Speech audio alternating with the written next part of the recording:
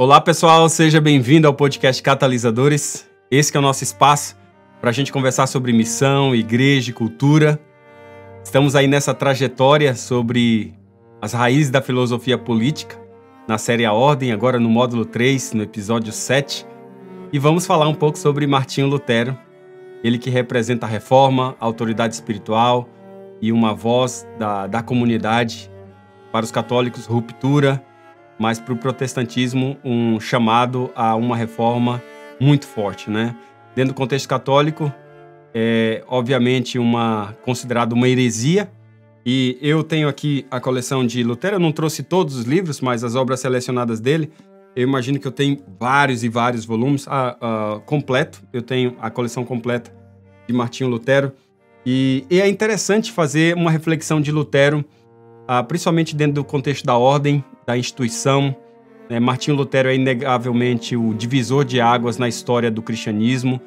A sua coragem ao desafiar os abusos da Igreja Católica Romana no século XVI e a sua ênfase no retorno às Escrituras catalisaram um movimento conhecido como Reforma Protestante, todos nós sabemos disso. Contudo, se por um lado seu legado é celebrado como libertador, por outro é preciso considerar os efeitos colaterais de suas ideias sobre autoridade eclesiástica, sobre a estrutura organizacional da Igreja. E o pensamento luterano, ao romper com o monopólio clerical, abriu também portas para a fragmentação institucional, a desvalorização da autoridade e também a erosão da unidade eclesial. Isso é muito importante. E essa ambivalência é especialmente relevante no contexto da Igreja Adventista do Sétimo Dia, porque nós somos uma denominação profundamente comprometida com a centralidade bíblica, com a representatividade comunitária, mas também zelosa da ordem, da unidade organizacional, da missão global. E nesse episódio nós propomos não apenas revisitar Lutero como reformador teológico, mas analisar criticamente seu impacto sociológico e eclesiológico, sobretudo os riscos que o seu pensamento representa para a coesão institucional e para a estabilidade espiritual da comunidade adventista. Isso é muito importante. Eu acredito que como base desse episódio a gente precisa começar aí com o sola escritura, entender a liberdade bíblica, mas ao mesmo tempo a fragilidade hermenêutica, O princípio da sola escritura, que é o núcleo do pensamento de Lutero, afirma que a escritura ela é a única regra de fé e prática, e a gente leva isso avante. E em si esse princípio é incontestável sob o ponto de vista protestante. A crítica surge na forma como esse ideal ele se desdobra, Porque ao descentralizar a autoridade interpretativa, Lutero semeou a noção de que cada indivíduo possui autonomia irrestrita para interpretar o texto bíblico conforme a sua consciência. Mas na prática, esse movimento fragmenta a unidade teológica da igreja e mina a necessidade de um corpo doutrinário coeso. E no contexto adventista, onde a identidade é fortemente ancorada em uma teologia profética sistematizada, o radicalismo do sola escritura luterano ele pode sim fomentar leituras privadas desvinculadas da comunidade e da tradição profética. E essa hermenêutica individualista é uma ameaça à ordem, todos nós sabemos disso, porque ela transforma a Bíblia em um campo de interpretações concorrentes e subjetivas, gerando disputas internas, confusão doutrinária e erosão da autoridade espiritual coletiva. E a igreja ela precisa da Bíblia, claro que sim, mas ela precisa também de uma comunidade hermenêutica que, sob a oração e submissão mútua, interprete em unidade o que o Espírito diz às igrejas. Então é muito importante. Outro elemento de Lutero que eu acredito que seja essencial para a nossa discussão aqui é o sacerdócio universal dos crentes, Esse elemento que vai gerar libertação ou também anarquia espiritual. A gente precisa levar isso em consideração. Um dos pilares revolucionários da teologia luterana é a doutrina do sacerdócio universal de todos os crentes. E quando você lê Lutero, você vai ver que não há mediação espiritual entre Deus e o crente que não seja Cristo. Assim, todo cristão, por sua fé, ele tem acesso direto a Deus e pode exercer funções espirituais. Essa doutrina, se aplicada sem equilíbrio, ela implode o conceito de autoridade espiritual ordenada, literalmente, Em contextos eclesiais estruturados como os adventistas, onde há um ministério pastoral com atribuições específicas, teológicas e administrativas e pastorais, a ideia de que todos são igualmente sacerdotes pode enfraquecer o respeito pela liderança instituída, pode incentivar o anticlericalismo e provocar crises de legitimidade. E Lutero desafiou uma estrutura hierárquica, autoritária e corrupta, mas ao rejeitar qualquer mediação espiritual, abriu caminho também para um igualitarismo teológico que, em tempos modernos, se confunde com o populismo religioso. E o resultado são comunidades onde a autoridade ela é contestada em nome da consciência individual, e o ensino doutrinário é relativizado sob o pretexto da liberdade espiritual. E aí o sacerdote de todos os crentes, quando desconectado da disciplina da comunidade e da função do ministério ordenado, promove desorganização, indisciplina e dispersão. Esse é o resultado natural. E a ordem bíblica exige distribuição de dons, mas também reconhece funções específicas. E Lutero, ao nivelar tudo, ele criou o solo fértil da desinstitucionalização eclesiástica. Muito forte isso. É dentro desse contexto que o chamado à reforma continua. E esse chamado tem esses dois elementos, né? É profecia ou estabilidade crônica.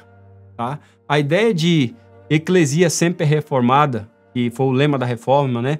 A igreja sempre em reforma, ele soa profundamente espiritual. Porém, quando ele é interpretado como princípio permanente de contestação institucional, ela se transforma em um ciclo interminável de instabilidade, de contestação e revolta. E Lutero iniciou uma reforma que resultou em mais de 40 mil denominações cristãs ao longo dos séculos. E isso levanta uma pergunta desconfortável. A reforma como ideal, ela tornou-se uma fábrica de fragmentações, é isso? E no ambiente adventista, há espaço para reformas? Claro que sim. Inclusive, Ellen White clamava por reavivamento e reforma.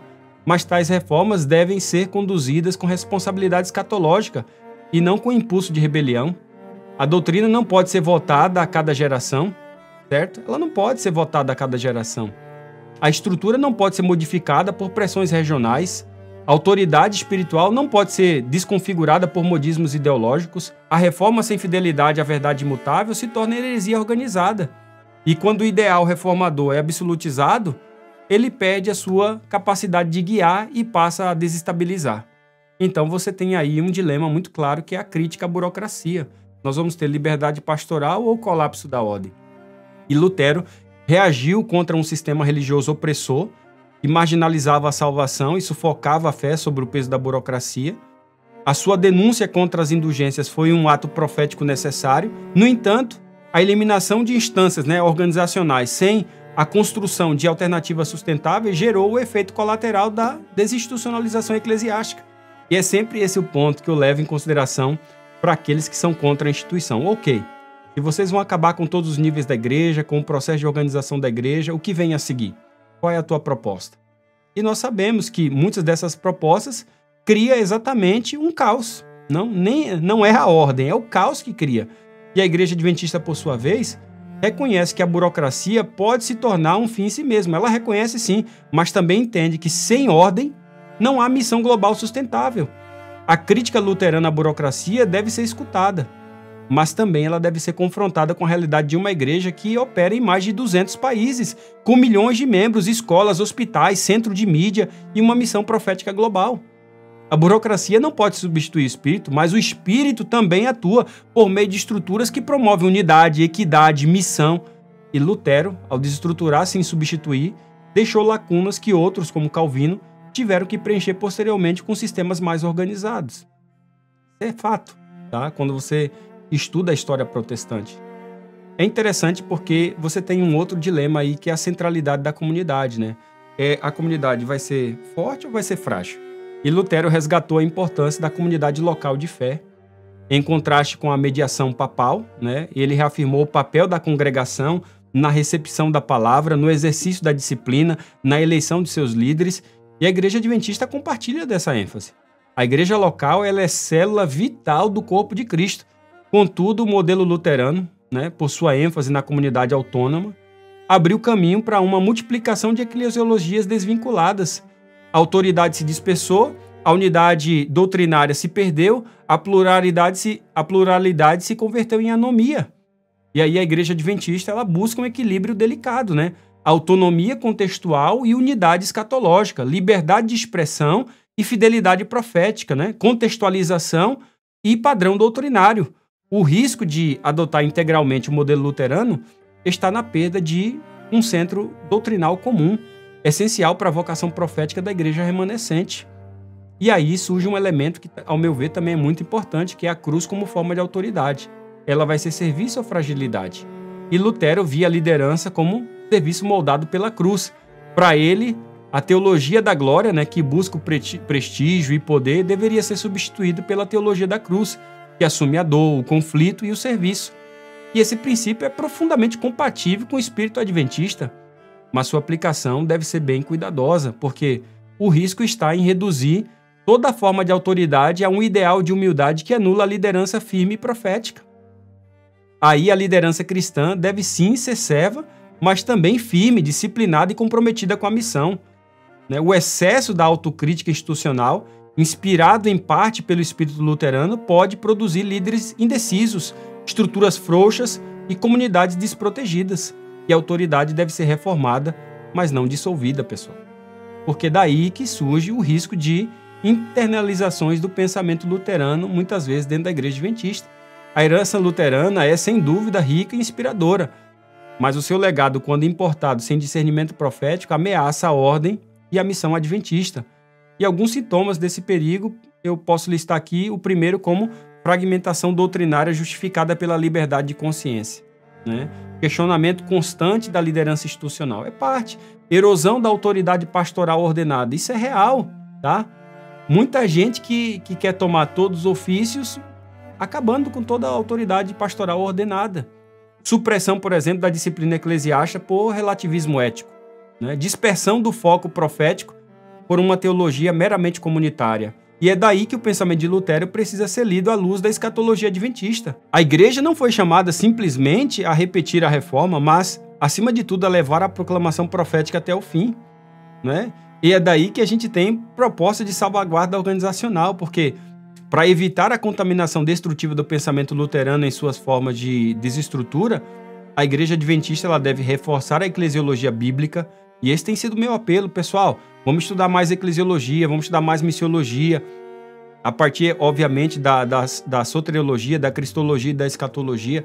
Vamos fazer, eu chamo isso de matriz adventista, onde você estuda a cristologia, você estuda a soteriologia e a escatologia como base, e então você estuda a missiologia, você estuda a eclesiologia, e então você dá base para o ministério. Eu chamo isso de matriz, e ainda quero fazer uma série só pegando esses 4 elementos aí, cada um desses elementos um módulo. Vai ser fascinante, eu tenho certeza disso. Outra coisa é garantir a autoridade interpretativa coletiva, escritura como fundamento, mas também interpretada sobre a oração e deliberação comunitária, e não por juízos isolados. Por isso que, acertadamente, a igreja tem um instituto de pesquisas bíblicas, faz esse incentivo em todos os seminários para que haja produção. Por quê? Para refletir isso, para isso chegar na igreja local. Um outro elemento muito importante é reafirmar o papel do ministério pastoral, não como elite, mas como dom essencial ao corpo de Cristo. E é muito importante incentivar a reforma organizacional como fidelidade escatológica, mudar o que precisa ser mudado sem perder o que precisa ser preservado. E eu chego à conclusão desse episódio falando para você entre a coragem de Lutero e a ordem do reino de Deus. Martinho Lutero, ele certamente nos inspira pela coragem, pela fidelidade à palavra e pela denúncia dos abusos eclesiásticos. Mas seu pensamento também oferece risco e a gente precisa falar isso. Ao democratizar radicalmente a autoridade espiritual, ele abriu a porta para uma instabilidade que ainda hoje reverbera em diversas igrejas protestantes. E a igreja adventista precisa reconhecer esses perigos, Ela precisa reformar, claro que sim, mas nunca desestruturar, nunca destruir. Por isso que eu não gosto dessas palavras, desconstruir. A gente desconstrói e para construir depois, pessoal? É um problema muito sério. Por isso que as melhores palavras dentro da narrativa adventista é reavivamento, é reforma, é resgate de caminhos esquecidos. E o sacerdócio universal, ele não anula o ministério ordenado, gente. Nunca, tá? A liberdade, ela não cancela a ordem. A consciência, ela não deve se sobrepor à missão coletiva. E a igreja remanescente é chamada a viver entre a coragem profética de Lutero e a fidelidade organizacional de um povo escatológico, entre o grito da reforma e o clamor do Apocalipse. Esse é o chamado da igreja adventista, Entre a palavra e o povo, entre o risco e a ordem. Afinal, nós somos chamados mais do que uma denominação, nós somos um movimento profético.